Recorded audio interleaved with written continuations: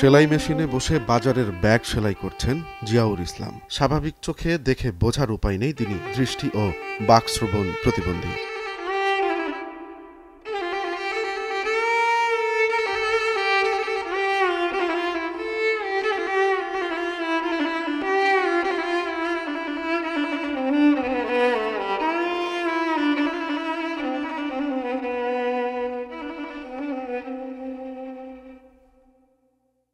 কিন্তু এমন শারীরিক প্রতিবন্ধকতা নিয়েও জীবনযুদ্ধে লড়াই করে যাচ্ছেন তিনি। আগে ভ্যান চালিয়ে জীবিকা নির্বাহ করলেও এখন চোখে দেখতে পান না বলে তেমন কোনো কাজ করতে পারেন না। জিয়াউরের স্ত্রীর কাঁধে তাই এখন সংসারের সব দায়িত্ব।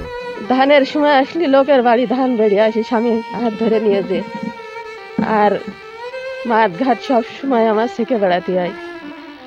ছেলে আছে, ছেলে কোনো রকম বাজার ঘাটে যায়, সংসার চলার মতন তার ইনকাম না, পরের দোকানে থাকে, যে তার যে মজুরি দেয় সে মজুরিতে আমার সংসার চলে নাই। জিয়াউরের স্ত্রী নিজের অসহায়ত্বের কথা জানিয়ে বলেন, সংসার চালাতে তাদের রীতিমতো হিমশিম খেতে হয়। যে যখন ডাকে, যে যখন কোন যে কাজে ডাকে সে কাজেই আমি যাই, যে আমার দুটো টাকা হবে আমার সংসারটা চলবে, সেই জন্য আমি যাই, সেই সংসার চালানোর জন্য পরের বাড়ি কাজ করতে।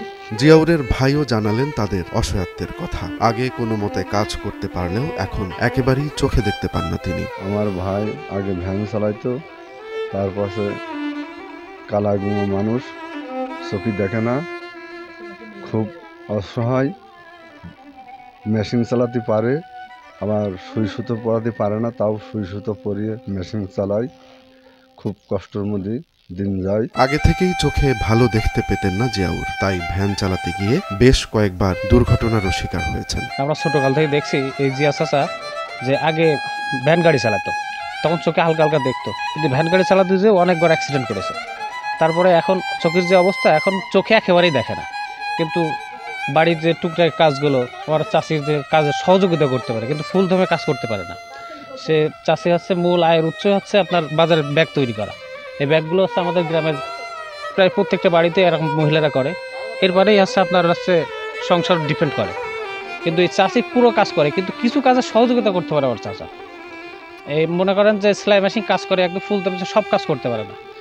ব্যাগের যে হাতা লাগাতে হয় ওইটা সামান্য করতে পারে, একটা ব্যাগ যে পড়ে গেলে ওটা বা তুলে দিতে পারে, পুরো প্রসেসিং তার দিয়ে হয় না, সামান্য কাজ করে, কাজের সহযোগিতা করে, আর এরপরেই পুরো সংসারটা পরে এরপরেই টিকে আছে। চোখে দেখতে পান না বলে ভালোভাবে কোনো কাজই করতে পারেন না জিয়াউর। সমাজের বিত্তবানদের কাছে তাই সাহায্য প্রার্থনা করেছেন তার ভাইয়ের ছেলে।